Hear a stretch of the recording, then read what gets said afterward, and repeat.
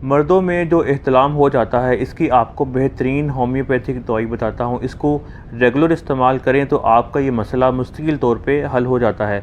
मर्दों में एहतलाम यानी नींद में मनी खारिज होना आम जिस्मानी अमल है जो जिस्म में स्पर्म और सेमिनल फ्लूइड बनता रहता है।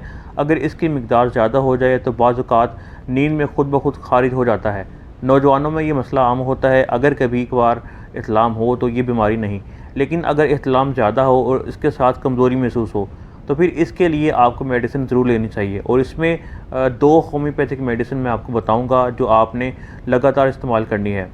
15 से 20 दिन लगातार इस्तेमाल करें। 15 से 20 दिनों में आपको काफ़ी बेहतरी महसूस होती है। पहली दवाई है सेलेनियम, मर्दों में इस मसले के लिए टॉप की मेडिसिन है। दूसरी मेडिसिन है एसिड फास। इन दोनों मेडिसिन के आपने 10 कतरे सुबह शाम इस्तेमाल करने हैं, लेकिन याद रखें ये मेडिसिन आपने डॉक्टर रैक्विज कंपनी की लेनी है ताकि आपको अच्छे रिजल्ट्स मिल सकें।